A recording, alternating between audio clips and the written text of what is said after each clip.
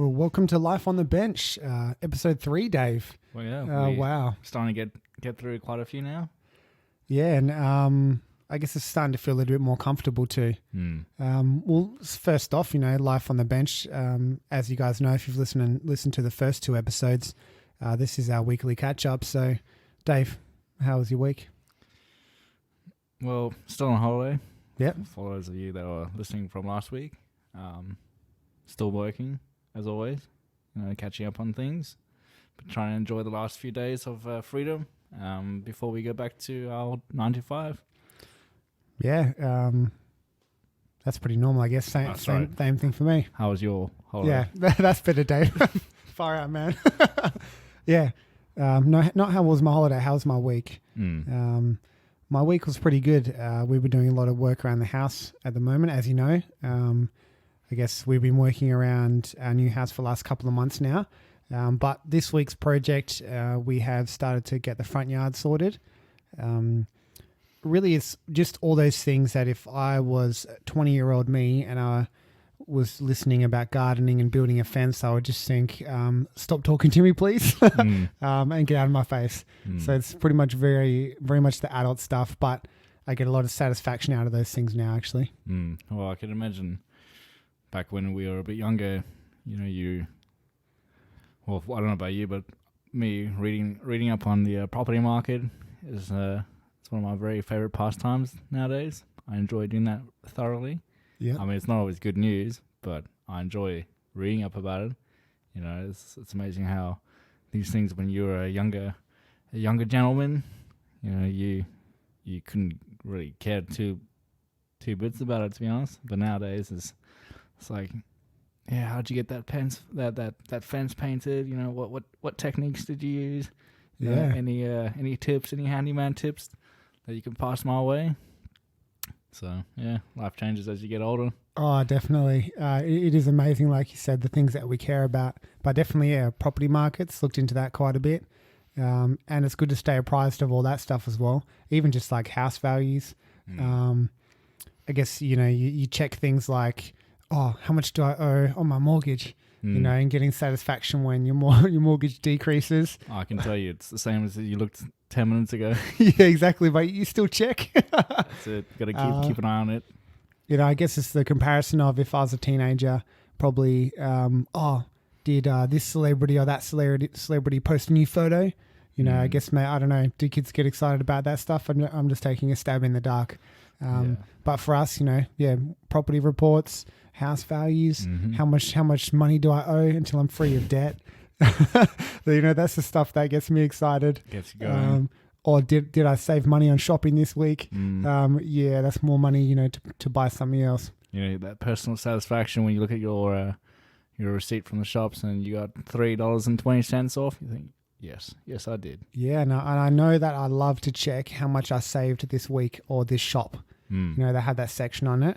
And if it's below probably $5 or so, I'm pretty disappointed. Yeah, and so you should be, to be honest. I should have hunted for the bargains. It's pretty I'm average. buying all the brand name stuff. I need to go to the cheap. We've got what our brand name here is Black and Gold. That's what we have. That's just our no-name brand. Yeah, one of our mates, he loves the Black and Gold. That's it. Yeah. I mean, straight, doesn't even worry about anything else. Straight for the Black and Gold, whether that's in Australia or New Zealand or wherever we are in the world. Yeah. He finds the bargains. He's the bargain hunter, the bargain king. Oh, he's really good at it. I think that's how he lives his life, isn't it? He just hustles every day. And even now, I'm assuming he's out there doing some kind of side job. Yeah, he's definitely a really good hustler. And I guess I think we still have same with that same mentality, because I know that now we're I'm pretty sure we're earning above what would be considered the country's average national wage or salary. But you'll still go to the shops. Oh, what's on special? And if you guys listen to episode 2, you know of our love of milk. We call it milk, but iced coffees or cappuccino flavored milk. I'll still, if there's a milk that's not my favorite milk, but it's on special, there are many times where I'll select the milk I know that I will not enjoy as much, but it's cheaper and I'll save 50 cents. Yeah. But it's just that balance of the money or the milk. You know, you gotta balance it up. Personally, I'm probably a little less strict in that regards. I don't mind paying full price for the full quality. Yep. So that's our one-off vice. You know, we're allowed to have these vices, and at least ours is pretty cheap, to be honest. Yeah, that's true. And I think we did. Obviously, like anyone, you like to prove yourself correct in things, and you want to make sure that what your choices in life are actually something that is positive. And I'm pretty sure there's been quite a few occasions where we've worked out the cost of, say, 1 liter of milk versus 1 liter of any chosen alcohol or other beverage, and we've definitely come to the conclusion that per milliliter, per liter, whatever you want per ounce, milk or flavored milk, iced coffees way cheaper than any alcoholic beverage. Yeah, definitely. Yeah. Unless it's like that, what was it, Malibu? Was it the cask wine or the goon bags, as we call it? No, that was... Oh, Malibu. Is that that's the coconut? Yes, coconut something. That was gross, man. That was probably the worst thing I've ever drank in my life. Yeah. For people that are not big drinkers, we try when we did drink, yeah. But I guess it's been completely misinformed, and it said Malibu. It's a nice place, right? Yeah, and it's got a palm tree. I think it's had a palm tree. Yeah, I'm pretty sure it had a palm tree. So we should have known it was going to be coconut flavored. That's probably more our fault than anything. Yeah. We didn't do our research. Paid the price. We didn't. Got caught slipping. Yeah, we did get caught slipping. As the great man mentions, I blank on his name now. Rick Ross. Yeah, Rick Ross, the boss. The boss. Yeah. And also Rick Ross has got another one of our favorite lines. This goes back to when, we're obsessed with hip hop and rap. It's based, I'm pretty sure it's paid the cost. Pay the cost to be the boss. Pay the cost to be the boss. I think I'm pretty sure he was mentioning about selling drugs or other things, paraphernalia. But we referred it to paying the cost in forms of exercise, and I get probably and more bills. And your bills. Yeah, and your bills. more positive contributions to society. But that mentality, whatever you apply it to, I think is really good. You pay the cost to be the boss. It doesn't mean you're the boss of a company or anything, but you're the boss of your own life. And what cost have you had to pay to be the boss, so your life does not rule you? As I think there's too many people out there where their decisions in life will rule them, and they control their behavior just because you've decided you're part of the instant gratification culture or society, which I think so many people are now. They want it now. Let's have it now. And that's why you've got all these companies, or don't pay now, pay in 2 years, or, use our program and you can pay $5 now. And with 100 installments of $5, you'll own your product outright. And I think we've both worked in sales and stuff, and we know what those companies are like. Well, I think you're a better salesman than I would ever be. I think I was a bit too what's the word? Anti-sales. Well, in sales. You would pretty much you would discourage people from buying any. Well, so we both worked in sales of fitness equipment when we were much younger. And we did start exercising and working out at quite a young age, and we both got trained up and qualified personal trainers as well. So that also increased our knowledge base of just fitness in general, and what can actually work positively for your body, and then what equipment you would actually need to make a difference in your home. And then following our personal training journeys, we moved into the sales side, which probably for both of us was not a great choice. Because we were not about lying to anyone to make them buy an expensive piece of equipment when we knew better. We knew they could just maybe have some dumbbells or other free weights, and they would do 10 times better the job, because there's many home gyms out there that are just absolute pieces of crap, and you should never really sell them to anyone. No, exactly. And to think otherwise is wrong. And having that mentality as a fitness sales equipment person, you don't go very far. No, you don't. But I'm sure the people that I gave the advice to, well, hopefully they appreciated it. I hope it didn't come across as me saying you probably shouldn't do any exercise because you can't, or something like that. Yeah.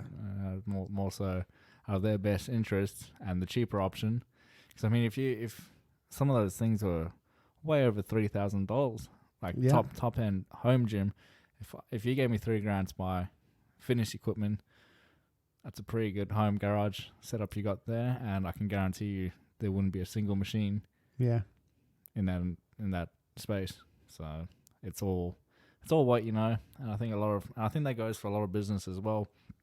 So many times we're being ripped off, or we're paying too much, or we're not getting the best out of this because the person on the other side doesn't necessarily have your best interest at hand. They're pushing the company line. And I mean, they're more than entitled to do it. I suppose that's just you doing your own research. Yeah. And, you're going in there and saying you know what you want, and you're not going to be led astray. Because, like, how often have you seen yourself, maybe you go to the shops and you're going to go buy, I don't know, you go buy a phone, you leave with a fridge or something like that. Yeah.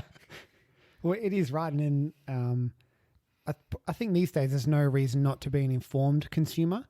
But the problem is, from working behind the scenes in sales, and you come across those people that, you would term the classic like a sales shark, and all they're doing is they're making bets with each other on, I'm gonna sell this $5,000 gym to this person. Just you wait, because they know they can put them on that program where you'll do the 10 easy repayments, so it makes everything look affordable. And they literally practice their sales pitch. They practice demonstrating the machine to you. So everything is so fluid and perfect. But when you're in the store, you don't actually go on the machine yourself. And then when you get it home, you realize, this is ridiculous. I did not need this. You've been swindled. And then to have no conscience about that, to have no remorse about selling someone something that they don't actually need, just because then you can push up your sales for the week. And I know each week I'm sure it's the same for every sales job. You have a certain baseline. If you sell over that, you make commission on everything above. So if you're making it like that, well, if I sell more equipment, my life is better because I earn more money. So some people would take the approach, well, stuff you. It doesn't matter what you want. I'm going to sell you whatever I can to make more money for myself. And you know what? I always thought, if you were to provide decent advice to people, you give them the best advice, that would generate a trust between you and that person. Word spreads. And then people can actually, instead of you being self-proclaimed people that you can trust, you actually have this reputation that people can actually trust, and in a way that generates more business. Like you might not make those big end sales, but at least you'll have more of a community trust in the long term. But I guess people don't see it the same way as we do. No, and I think both of us have had issues with just outright lying to people for your own gain. I know it doesn't sit right with me because I just feel like a lot too much of sales. When I was working that job that entire time, literally you're getting told by bosses, you need to sell this, you need to do this, you need to push that, when you know that customer will not need that product. And also the trouble is, and I'm sure this is the same in a lot of industries, a lot of the people that are selling fitness equipment, they never exercised in their life. They've got no background in it. They haven't even coached in it. They haven't done any higher education in it. Yet they're trying to sell these pieces of equipment, acting like they know what they're talking about. Because you can know what you're talking about on a machine because you're there in the store all day. You sit down and you read the manual.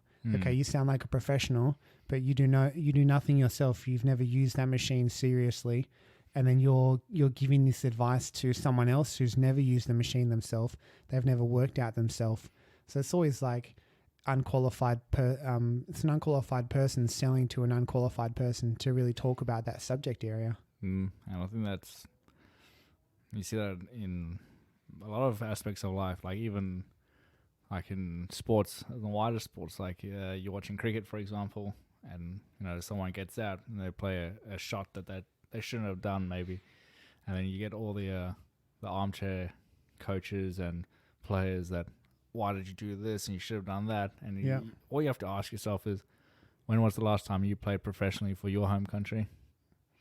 And I'll be willing to listen. But until you have, it's like that person coming into your job and telling you how to do your job, whatever it is. Like if you're a high-end mechanic working on the mines and if you you fail to, I don't know, attach a bolt to something, and it leads to something else. It's like, are you now qualified to tell that person what to do? No, you're not. So just keep your opinions, and you don't stick your head in places where it doesn't belong. Yeah, and that's definitely I think that happens in every society around the world, because if you on the level of a professional sportsman, or you're in the public eye with whatever your profession is, then people feel an automatic right to that they're allowed to comment, they're allowed to step over a boundary. And one thing I've never understood with people that follow sporting teams is when they talk about they talk about it as, or we need to do this, we need to do that. Oh, we played shocking this week. What do you mean we? All you did is watch. Yeah. You're not in there the day in, day out operations of that club. You don't have an effect on how they play. No, and by all means, support them and cheer for them and whatnot. But at the end of the day, when that team loses, you didn't lose anything. Exactly. Your team didn't win. The team that you support, for whatever reason, whether you're born in this location or you like the colors of their jerseys or whatever. But at the end of the day, you did not put on the boots, and you didn't miss the kick or score the goal or whatever. It has nothing to do with you. I mean, obviously, I'm sure they appreciate having fans. You just got to watch sport now. There's no fans, and it's a bit different. Yeah, it is. Yeah. But from the context of we, and then being so upset, like physically upset, crying that your team the team that you support hasn't won. Like almost like you were the person that is the reason why they didn't win. Well, I find it absolutely crazy the amount that a fan or of a team or a sport can feel they need to insert themselves or their entire life and physical being into something that you're not actually there contributing to, apart from cheering on, which, like you said, fans cheering make a massive difference. You see it when a team has a home game, and they're known for having a tough stadium because their fans, they support so hard and that. But if you let a sport that you're not directly involved in, you just watch, and then that can ruin your entire weekend. Then you go back to work on Monday morning. You just talk about your team. We should have done this. We should have done that. Blah blah blah. Later on in the week, you're getting ramped up again. Oh, come on, boys, we can do it again this weekend. Yeah, we're gonna smash them, and all that, and just all that junk. But then you even go the next step, and like you go to places like in England, for example, and all their soccer teams, their football teams there, and they have these gangs that associate themselves with each team, and then they go to the other team's hometown or whatever, and they purposely look for them to start a fight. Yeah, and these are grown adults, men, women. These are people that have full-time jobs half the time. It's crazy. And that reminds me of, obviously it's a movie, but A Green Street Hooligan. That's what you're talking about. Yeah. And I'm sure they took liberties like any movie, but you got the classic examples. There's a guy in there that supports his team, and he's a pilot. Yeah. On the weekend, he's going out to watch soccer or football, and beating people up. And people have been killed over this. It's absolutely crazy. And then you're meant to then be on the person's side. You might have fought them the week before, but hey, England's playing next week. I've never understood that. Now we love each other. Exactly. And now we'll go and beat up people from a different country. That's so weird, isn't it? It's so strange. How can you be such brutal enemies, inflict such physical violence on someone because they might support a different team than you?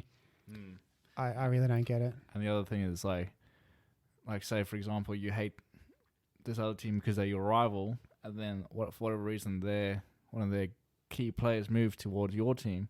When they're on that guy's team, or on the other team rather, you hated his guts, but now that he's moved on to your team, he's like the best thing. He's like the prodigal son has returned. Yeah, you love him. You'll buy his shirt and everything. Yeah, very strange. I don't know what it is.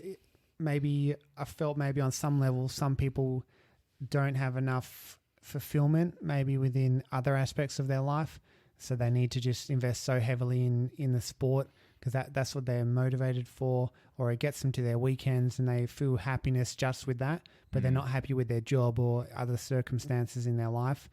But overall, I'm just really I don't know, I'm just dumbfounded about the acts that happen around sports. But you know what's probably the worst one is, and you've coached juniors and I've coached juniors, and the way that the parents carry on Yeah. at a game of, I don't know, when we were coaching under 13 rugby, Yeah. and how some of the parents were carrying on like, it was the World Cup finals, and It's meanwhile ridiculous. we're waking up at 6 a.m. to start a 6:30 a.m. game. It's freezing cold. Trust me, nobody outside the people that are right here care about what's going on the field. Yeah, exactly right. It was almost as though like the parents were more fired up for this game than the kids, and it's embarrassing. Oh yeah, and to think you go to a junior or a kids sporting event and you legitimately have to be worried about parent behavior. You have to be worried about parents just swearing in general on the sidelines. That should not even be a concern, but it is at every single junior level sport at the moment, and even just parents being violent against the umpires or referees when the umpire or referee is like a 16-year-old kid. Exactly. And that's somebody else's kid. Yeah, and they're doing this for free or a tiny amount of money, and they're going to play their own game later that day. And who, without this teenage kid, your young child will not have a sport to play. Yeah. Yet you're willing to take out all of your anger on this little kid who's done nothing against you. And obviously they might make mistakes. They're not a professional. No, but neither is your kid. Exactly right. And it's just junior sports. And well, really, I've always just seen sport like that on a social level. Does it really matter at the end of the day? No. Maybe your child should just have fun. It matters. At the end of the day, it matters for people that actually earn a living from playing sport. Yeah. That's when it's different. Like if you're a professional fighter, for example, and you have a 3-fight contract and you have to at least win your first 2 fights to guarantee that third fight. Yeah. That's when it matters. Well, of course. But when you're a older Larry armchair warrior, sitting back on your leather couch with your 75-inch flat screen TV, giving out advice to professional athlete who he or she, in the fighting context, could with one punch, one kick, whatever they want, put you down. Yeah, you're going to give them advice on how to fight. You're going to give them advice on what they should be doing on a 5th round championship fight. You old mate Larry. Yeah. You're going to sit there giving some advice? I think not. It's so funny. I think people that feel like they can give their unqualified opinion and that their opinion should be heard, properly listened to, because obviously their words carry so much weight, for what they do on their weekends. Where some of these people would probably just sit in the couch, like you said, on their reclining chair. They'll probably have just beers. That's all they're doing. They're just drinking and watching sports, letting their belly grow, doing nothing positive in society. And you make such negative comments over someone who is out there, probably trained all their life. They're putting everything on the line. They know they're in the public eye, but they love this sport or this endeavor so much that they're just willing to go after it. And that they're tough mentally, they're tough physically, yet you want to be so rude to them. You want to just say, oh, how could they possibly do that? Well, you wouldn't make any better of a choice. No. If you were out there, you'd have no idea what you're doing. You would be a complete embarrassment. I think there was something on YouTube the other day, and it was like I think it was in America, and they got all these people that had written into their, like on Twitter, into all these NFL players, the goal kickers, who missed their kicks, and like, oh, why'd you miss this kick? So easy. And they actually all got them in and replicated the circumstances as to what happened in the game, in terms of like having the distance and the angle to work with, and like instead of obviously having however many players they have on another team rushing toward you trying to take your head off, they just had like a stopwatch, like you have to kick the ball within 3 seconds or whatever it was. And I can quite easily tell you that not a single person made a better effort. They kicked the ball and either it's like went straight off to the side, and it probably got like a meter off the ground. Yeah. All like the worst kicks you've ever seen. And yet these people have the audacity to get out their phones and find this person and give them some information on how they should be doing their jobs. pretty terrible. But and also just to have no perspective. Can I just think of in their shoes? Imagine if your full-time job, fair enough, you get paid fairly well, but for your full-time job, every time that you work, millions of people are watching. You will come on at a crucial time in your game, where it's literally you need to kick this to win, and if you don't, millions of people will be angry at you, and you will be the sole reason why your and you team, lost because of your team. Not to mention that like all the other 100 mistakes that were made previously in the loss. Yeah, they're just forgotten about. It's down to the kicker. It's not anyone else's fault. It's just yours, man, because you did not perform when literally the entire game you're doing nothing, and you meant to come on for one kick and be perfect. Yeah, and then you have all these people giving you advice afterwards, and not critical advice, not not constructive at all. Constructive, sorry. Yeah, not constructive. Overcritical rather, sorry. And it's not fair. And then that being said, like you put the shoe on the other foot, and you get these celebrities and athletes that are telling us relatively normal people how to live lives and how to, they're giving us political advice, which is another big topic these days, which I kind of disagree with a lot of times. Yep. I just don't see how someone who lives in a different world to us can give us constructive advice on how we should be living our day to day. And sometimes the advice is good. Obviously, all advice should be taken on board, and you use it or you don't use it. But it's almost like it's like their word, like a celebrity, for example, who's maybe 17, 18 years old, who's famous because they had a song on YouTube. Good for them, They caught the attention of the public, and now they're very well known. But why does that automatically elevate their understanding of politics to a realm where we should all listen to what they say and take their advice and actually put it into play? For example, like these people. I don't know if you watched the video, and you have all these celebrities that obviously live these fantastic lives. They have a lot of wealth behind them, but then they're telling us like how we should live our lives, and it just doesn't correlate with me. So I don't know what video you're talking about in particular, but I've definitely... Oh, it's just one of those apology videos. Oh my goodness. Okay. Yeah, I agree with you. When you have a celebrity and they're earning multi-millions of dollars every year, and I think if you take the United States as an example, where they have a lot of millions and millions of people in their country living in poverty, below the poverty line, maybe slightly above. You've got complete cities over there that entire communities or neighborhoods are struggling to get by, and you've got food stamps, yet you've got celebrities giving this advice. And like you said, they're a celebrity for acting or singing, or maybe they're a comedian or so on, because they perform a function of entertaining the wider society. I get that they're an individual, they can do their own research into things, and they can be quite informed on politics and things like that. But surely as your main function as an entertainer, what makes you feel like your words need to carry more weight? Or even the fact that you'll have celebrities openly endorsing political candidates, for their presidency. It's such a strange thing that they do. There's none of that here in Australia. I don't know of any other countries that do that. No, I think America is pretty unique in that sense. And it's almost, it's going back to sport. It's a sporting competition. It's two teams. It's Team Red versus Team Blue. Yeah, and that's what they've made it into. And when you've made the run for your president to lead your country into just a spectacle, where basically if you have more money, you can do more things and get your word out there. And I think in America they also have open smear campaigns, much more than any other country as well.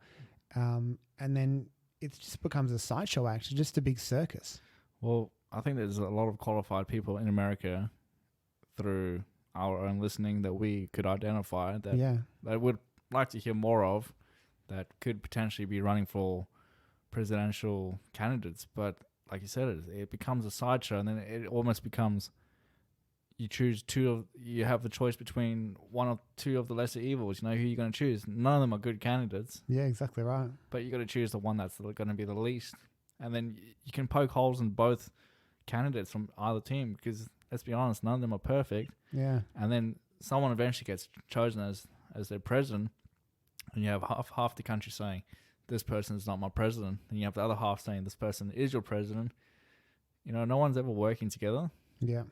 And if people were just to read up on things and understand state laws, federal laws, you know, there's a whole bunch of different things.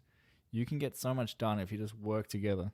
Yeah. You know, you can improve your community so much more instead of you always just arguing and fighting about this and that and changing this rule and changing that rule. And, you know, why don't you just work on a solution together?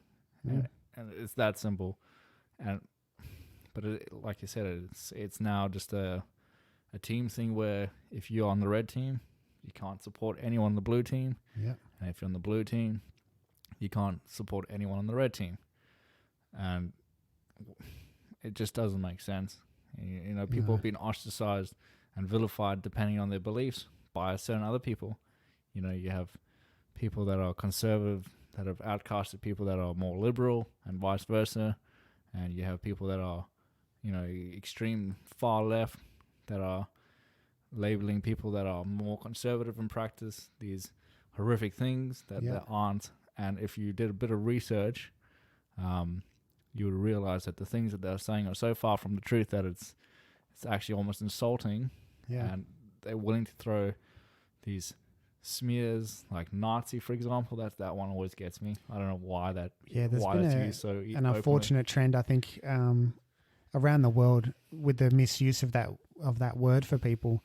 And I know it was a week or two ago you were mentioning to me in Poland, going on with that. I don't know if you wanted to expand on that, because that's completely ridiculous. Oh yeah, it was just from what I've read up on and watched and viewed in my own research. Polish and Eastern Europe, a lot of Eastern European countries are conservative countries, Christian conservatives. Yeah. And that's just the way that their culture has been for centuries. It's not as though they woke up yesterday and decide, actually today we're going to be conservative. No, that's how they've grown up throughout the years. That's how their parents and their ancestors and so on and so forth. And then as a result, people have claimed that these Eastern European countries, Poland, for example, being conservative Christians, are Nazis. Like they're leading a Nazi lifestyle. And if you went back 80 years now, approximately, and you looked up a bit of research about what the Nazis actually did to the Polish people, you would not associate Polish people with Nazi ideology at all. No, not at all. And from memory, they were getting called Nazis because they wanted to. Were they limiting immigration within their countries? So that they're controlling their borders quite tightly now. Yeah. And I guess that's a whole other can of worms with countries controlling their borders. But in terms of for us, you know, we're in Australia. Our border is ocean. It's quite hard to get here. But if you're living in Europe, you're literally surrounded by countries and it's all land borders. It's much easier to get from country to country, really easy to walk from one country to the next.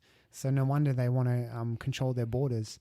And the amount of illegal immigration coming into Europe, it's quite scary. You know, I don't live there, but you read up on it and it's quite scary. It is. And unfortunately, well, let me start again. Fortunately, most people that come over are well-meaning people that want to better their lives. Yeah, but definitely. Unfortunately, it doesn't take much for someone who has alternative motives to come through to Europe, to say that they are who they aren't. And we've seen such devastation and destruction to lives of European people that have nothing to do with what's going on in parts of the world where terrorism is a daily thing. And you know, it's so sad to see that there are genuine people that are not able to access the help that they require because of this. And as a result, countries have put up their borders because they are looking after the people, and there's nothing wrong with that. I mean, if you have a home invader coming through your house, you're not going to let the door open. You're going to lock the door. It's human nature to protect what is yours. Well, exactly right. And if you have that little simple analogy of think of your country as your home. Now, what if you got told that, okay, you can let 4 people into your home? We know, based on statistics or research, we know that 3 of them are going to be such good people. They'll help to build your home up. They could convert your home, from 1 story to 4 story, increases value 4 times. But one of those people there will do everything they can to kill you, your friends, and their family, and we can't stop them. So what would you do? Would you let all 4 of them in because 3 of them are good, or do you need to have some tighter controls initially to make it harder for them to illegally immigrate, and then you're letting the right people in? Sure. And surely you'd want to control any mass movement of people where there are definitely the bad eggs in there. Sure. And you can't just have people streaming into new countries. The world as we are now, we need those checks in place. At least I believe we do. 7 billion plus people. Sure. You need to know who's coming into your country much more these days. And the way that societies are set up, because we're so densely populated, if you want to do damage, like we've seen in Europe, as you said, hire a truck, drive it into a crowd. Yeah, something you would never have thought of doing 5 years ago. Yeah, and now... now countries are putting in those ballads. Yeah, there's bollards everywhere. You can't mount a street. Yeah, so you can't literally drive through a street where a few years ago that was not there. Yeah. You're not going to just put those up for no reason. That's not something people just erect because they have nothing to do. Yeah, exactly right. People aren't just doing this because it's not a thing that's just happening. It's happening because of these horrific events that keep happening around the world. And the worst thing of it all, personally, one of my most I don't know how to word this, but it upsets me the most is that you read in the newspaper, bus crash in India, for example, 22 people dead, and it's a small little article on page 25 of the newspaper. Yeah. Yet on the front cover of the newspaper, you have sports star, pop star has a scandal and cheats on husband or wife or something, and that makes the headline news. It's just get your priorities right, because that's a lot of crap. Right. I want to know what's going on in the world. I don't really care what's going on in this person's personal life. That's not news. Yet our news has been so filtered down that it's a gossip magazine now. Our actual newspapers are gossip rags. Yeah, and they've shown that now. Our major newspapers are struggling to get people buying them. They're shifting from paper to online, and they're doing that. The clickbait stuff. Because they know people love celebrity gossip and scandals and things like that. But as you said, the real news, what's actually going on in the world, it's not out there openly. You have to really search it. I know through any news feed I've looked at recently, you don't have that as the top stuff. You need to go searching in. And it is really disappointing because you have all these tragedies around the world, which is probably better if we're more informed about that. We do not need to know when this celebrity was spotted out on the street, what restaurant they're eating at. It's not really that important. And I'm pretty sure a number of celebrities feel the same way. Sure, I'm sure. Why are you taking a photo of me? Just go away. Cover the real news and something that's actually important. Yeah, but then we have this generation of kids growing up that want to aspire to be famous. And you ask them, what do you want to be famous in? I just want to be famous. Yeah, it's really weird, isn't it? What are you going to do to become famous? You have to do something to get famous. No, I'm just going to be famous. It's almost like it's an occupation now, being famous or being an influencer. I've never scrolled through Instagram and said, you know what? I really think I need this product now because this person's told me. Influence. You know what an influencer is? It's one of those people that you see in the shopping center that tries to sell you something. Like you walk into the shops and all of a sudden some lady comes up to you and says, "Oh, do you want to buy some home insurance?" You think, "Oh crap, you know what? Actually today, I want to buy some home insurance." Yeah, you're very right. Or that lady that will, or man, they'll cook you some sausage up in the aisle, and you smell this sausage. You're like, "Damn, this smells real good." Or have a taste. You can have a free taster. If you will like them, they're just over there. You're exactly right. That's probably the real world version of an influencer. That's it. No, they've just gone digital. Yeah, and they've gone digital. They've gotten a bit younger. They might get boob jobs or nose jobs. They're looking all flash, put on the right filter, and they're selling you products. And people fall for it every single time. It is crazy. And as we've said before, we agree with each other quite a lot. But yeah, how can people aspire just to be famous for famous? I think the first one I remember from it is basically the Kardashians, right? They're just famous for being famous. Just famous. Well, I'm pretty sure the dad was a pretty famous athlete. Well, yeah.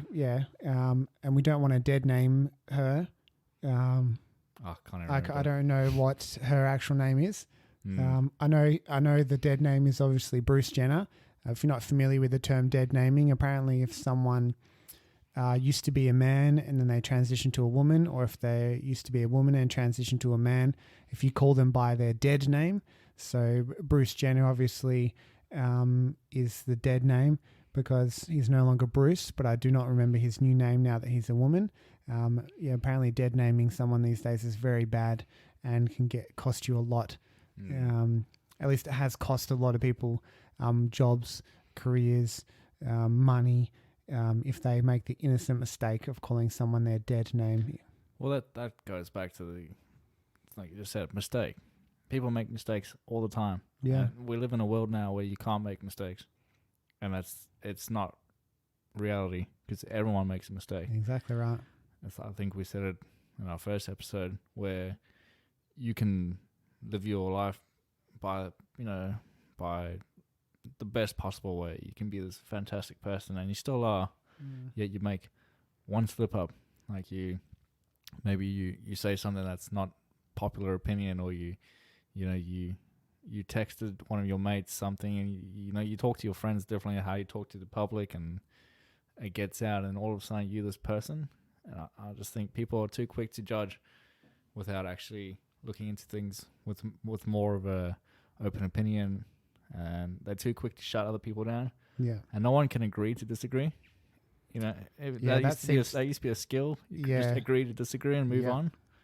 And it's just not something that I feel like society has this day. You either have to agree, and if you don't agree, then we're gonna go to war. We're gonna fight. Yeah, and it's amazing the lengths we're seeing now people go to, especially on a global scale for things like that. If they don't agree with you, what they're actually willing to do in response. Well, it's like all those talk show hosts, like in America, for example. Like I don't know if you've watched any recently, but they're all just political. Like what doesn't matter what side of the political argument they're on, they're all political. Yeah, it's just become this thing where you got to pick a side, and you got to stick to it. Otherwise, God forbid you say something wrong. Otherwise, you're out of here. You lose your job. So you offend somebody gets offended by a word you said, and that equates to your career being cancelled. And whether that's, I personally don't feel like that is it's not a relevant outcome. It can't be. I mean, no, not for ruining your career. No. I guess, and if you think of it from a celebrity's point of view, they should have a lot more of a backup system in terms of their earnings over the years. They might have millions of dollars to fall back on. But when this is affecting the general person, and when you have all these issues maybe going through human resources wherever you work, it just becomes completely ridiculous. And if you're an average Joe and you're losing your job over this, just maybe a comment you didn't realize, or the new thing I've heard of only probably a month or so ago, if you do a microaggression or a micro assault, which a microaggression, apparently all it is something that could be slightly upsetting, or someone might interpret as being a little bit insulting. And these days they have a right now to complain about your microaggressions, and it can get HR involved, or not even that. They'll just go straight to social media, and there's groups now that will then work to target the person who committed this microaggression. Maybe it could be a little bit of microaggression considered a little bit racist or something maybe. Mm. And then that person has been, I know there's been people that have been, I think they call it doxing, where their actual real identity gets released on social media completely, where they live, their actual name and all that information. And then their life is effectively ruined from that. They might lose their job, their career, everything they've worked for. Then, man, you might have a couple kids, a partner. Mm. What are you going to do then for the rest of your life? You've been outed like this to the World Wide Web. And if you were, so I'm trying to think of from the other person's point of view. If you were the person being offended, would you honestly want that person to lose their income? You know, and lose the ability to feed their children, pay for their mortgage, those sorts of things. I mean, it's a big call to make. And Definitely. But I think the growing trend is more people do want that. But Which do you think people are actually understanding what the consequences are of those choices are? Like, are these people? No, I don't think they are. They don't realize what they're doing to people. Either that or they maybe just don't even care. And that's the thing. Like they probably don't care. And the thing is, have they been living their lives perfectly? So definitely not. Like, what's stopping you turning around, digging up their past, and finding something that you find offensive? And then it's just an eye for an eye, you know? Well, definitely. But I also think as well, if we're in a society now where those small things are considered the biggest issues that you face, I mean, why don't you just take a minute to smell the roses of how good it is to be where you live?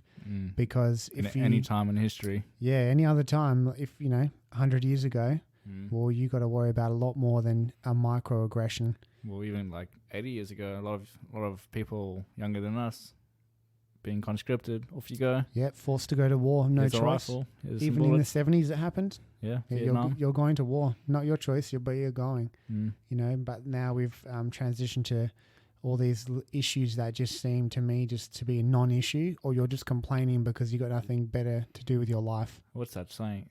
Hard times make good people, or like hard people or something, and then soft times make soft people. Yeah. You know, when you don't necessarily have an issue to come together on, like World War One and Two, for example, it was a global thing. People dying every day, thousands. Yeah. And we all came together. You know, people were working together for the betterment of survival, actual survival. And it made people more resilient. You know, people became closer.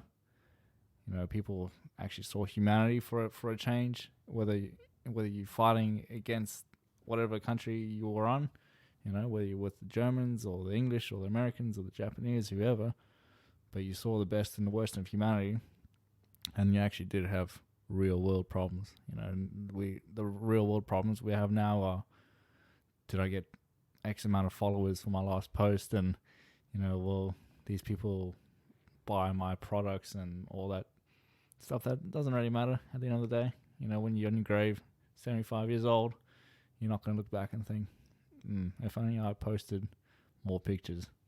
Yeah, and at least I'm hoping the world doesn't go that far and turn that way. But you're definitely right. I mean, we're just agreeing here again, but for me, I guess fundamentally, I can't see any other way to it, because if you're willing to live your life in a way that is so vapid, and you don't even care about, I think at your core, what we would both think of what are the real things in life. Why do you care about all of these likes from people you don't even know? Just an invisible army of people. All they are is just a number on your homepage. Yeah, and why? And have you ever had someone come up to you and say, "I really like that post you did," like on your last social media? No one ever comes to your face and says, "Good job, awesome." Yeah. It's always online. It's so easy to do. It's just a click of the button. Yeah. Someone can probably build a robot and they can do it for you, and you get thousands of likes every day. Will that make you feel better? It's not real validation. And half the time it's people clicking likes just because they're so accustomed to doing it. It's just the right thing to do. Yeah, automatically do it. Just like. It's like, oh, today's my birthday. That's your post. Today's my birthday. Oh, happy 18th birthday, and you get 50,000 likes, just because you have 100,000 friends and 50,000 of them saw the post and realize, oh, I normally click like to this one, so click. Yeah. And do they think about it again? Probably not. Most of them probably don't. Well, exactly right. And then what did you do then with real people in the real world for your birthday? Mm. You know, would any of those people actually hang out with you, have a proper conversation with you? Would they buy a meal for you and things like that? Answer's probably no for the majority of them. Well, I mean, it went back when I had my own personal Facebook account, and I had 500 friends, I think. Yeah, you had a lot. Quite a few for us, and half those people, if they're on the other side of the road, I probably wouldn't say hello to them, and they probably wouldn't say hello to me. Exactly. And I thought, why am I keeping these people around? I mean, Yeah. they've got their lives to live, and I've got mine to live. I can't be offended if they don't want to speak to me, because I don't want to speak to them either. You know, Yeah. I've got my close group of friends. That's all the validation I need, and you know the fact is, like, when you go back, it's like you're gonna throw a party for your 10,000 best mates. Mm. He's like, okay, well, even for your 100 best friends, no one has 100 best friends. I No. don't care what you say. And I just think the definition of the word best, it literally just means one. Well, yeah, you can't come second and be your best, now can you? Yeah, exactly right. Best friend to me is one person. Yeah. Yeah. And then you should probably use different words to say maybe a close knit group of friends. And 100 is not close knit. No, well, you have a hierarchy. I reckon after 5, they become acquaintances. Yeah. Like, yeah, you know, you're not quite at friendship, you're more of an acquaintance. There's nothing wrong with that. You know? No, not at all. You can have a lot of really good close acquaintances. Like lieutenants in your army. You know, you need Well, exactly right. And I think the meaning of words, like we've talked about how people mislabel others Nazis, but also you got things like best friends. You know, people need to realize what they're actually saying and the actual meaning behind the words, because definitely today there's too many of them that are used incorrectly. Well, the fact that you can go and change words that have historically meant something just through public pressure now, it's crazy. Like, you can literally just go and change the meaning of a word. You know, That's crazy. And like sayings that we have said for as long as at least I can remember, and probably my parents and their parents are now considered like they've been outlawed. They're outcast sayings. You know, you can't say them anymore. You know, and for some of them I can understand why, and I agree. But for others, I seriously can't. I can't comprehend why you would want to outlaw that. Yeah. You know, and I'm not going to say them because someone's going to get offended. Yeah. You know, I'm sure all of us can think of sayings that we were taught by our parents or our grandparents, or even we said as kids, where, you know, if you said that now, you know, it would be not okay. But yeah, you're right. You could struggle for why it's not okay, because all of a sudden there's these connotations made towards it that it was never intended to be. It wasn't made up to be that way. But the words have just, their meaning have changed now. But then at the end of the day, I think it should be context behind your words, no matter what you say. Of course. Like, I've called my closest friends and family idiots before. Yeah. In a joking and, you know, loving way. You know, if you take everything literally, you're going to be upset permanently. Yeah, definitely. And you just can't go living your life that way. You need to be able to read and, you know, read through the message and see the trees through the forest, or see the forest through the trees, whichever way you want to see it. Yeah. But you got to be able to see it for what it is, and stop being offended by everything. Literally, you can't take everything literally. No, you because can't. otherwise you are going to be offended by everything. You know, and sometimes you can't ignore facts either. Yes. You know, I'm never going to be 6 foot, whether I want to believe it or not. I'm not 6 foot. I can wear platforms and I'll still not be 6 foot. Yeah, you won't be. Yeah. You know, and that's a fact of life. You know, I'm never going to have long hair. You know, it is a fact, and that's just how it is. And I can't be upset with that. Yeah, that's so true. I think that's a great point to end on, Dave. Thank you for listening today to episode 3. We've got I guess a trio of episodes now. Yeah, well, we start slowly building our catalogue, and hopefully these episodes they're not following too much of a strict pathway, but hopefully that's more. It makes for a better conversation. I feel like when we have less restrictions, I mean, and sticking to the script sometimes, it kind of brings us down as to what we can talk about. So I think this is probably a more informative way of just getting a glimpse of how we live our day-to-day lives. Yeah, I mean, and this is how we talk normally anyway. So this whole podcast, it needs to be, well, for us, it needs to be modeled after how we actually hang out. We don't meet up with each other, find a great bench in a great park, have our earned milk, the iced coffees we're talking about, and then, we don't bust out a piece of paper and go, these are our talking points. No, that'll be weird. Yeah, it'd be very weird. So for us, this is normally how we talk. Can seem a little bit sporadic or all over the place, but we hope that you're getting something out of it, and we're definitely enjoying it. Yes, and just remember, at the end of the day, it's just two guys sitting on a bench talking. That's just us having conversations. But yeah, good episode, I think. And yeah, thank you so much, Dave. Yeah, all right. See you next time.